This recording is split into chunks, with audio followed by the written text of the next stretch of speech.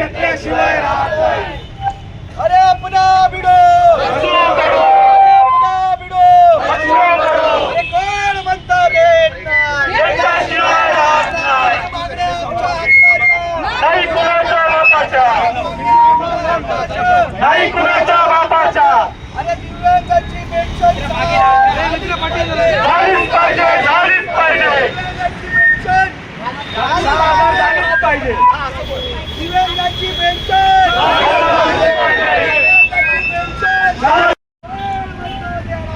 घेतल्याशिवाय राहणार नाही। बच्चू कडू, बच्चू कडू, बच्चू कडू के संघर्ष में बच्चू भाई तुम आगे बढ़ो, हम तुम्हारे साथ हैं। बच्चू भाई तुम आगे बढ़ो।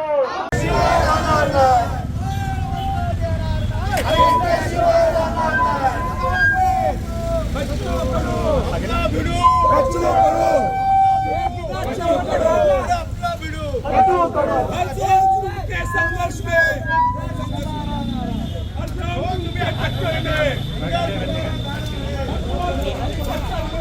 झालं होतं 2024 ची जी विधानसभा निवडणूक आहे, ही विधानसभा निवडणूक भाजप महायुतीचे सरकार आहे, भाजप असेल, राष्ट्रवादी असेल किंवा शिवसेना असेल, या महायुती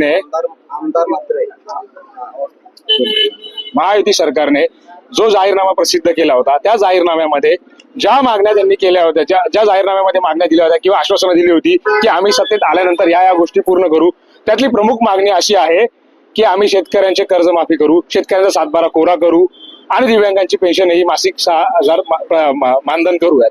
परंतु सत्तेत आल्यानंतर कुठल्याच प्रकारच्या मागण्या या पूर्ण झालेल्या नाहीयेत। तर आम्ही मंदाताईंना निवेदन द्यायला आलेलो आहे की आपण सरकारचा एक भाग आहात, आपण आमच्या सर्व मागण्या या सरकारपर्यंत पोहोचवाव्यात आणि या संपूर्ण मागण्या या लवकरात लवकर पूर्ण करण्यासाठी त्यांनी आवाज उचलावा। मंदामात्री बाहेर गेला, तुम्हाला माहिती नाही का? मंदाताई बाहेर गेल्या होत्या, पण आमचं ज्यांच्याशी फोनवर बोलणं झालं होतं 7:30-8 पर्यंत येणार होत्या, परंतु त्या म्हटल्या की जर मला यायला प्रवासातून उशीर झाला तर त्यांचा मुलगा जे आहेत निलेश मात्र हे निवेदन स्वीकारतील। आता मुख्य मांग दिव्यांगों की पेंशन 6,000 करने के लिए है।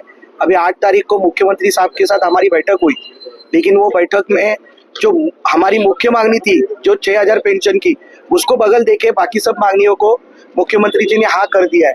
लेकिन जब तक दिव्यांगों की मांग है कि 6,000 पेंशन होती नहीं है, तब तक हम पीछे नहीं हटने वाले। बच्चू कडू साहब ने टोटल 3 दिन अन्न त्याग किया था दिव्यांगों की पेंशन 6,000 होने के लिए और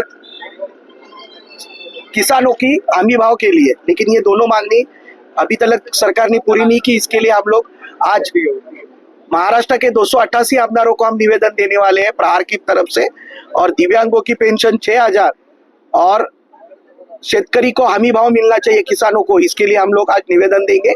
और हम मांगनी करते हैं कि महाराष्ट्र के 288 आमदार जो है वो सरकार को हमारी तरफ से निवेदन देके कहे कि ये इनकी मांगनी रास्त है और ये पूरी की जाए।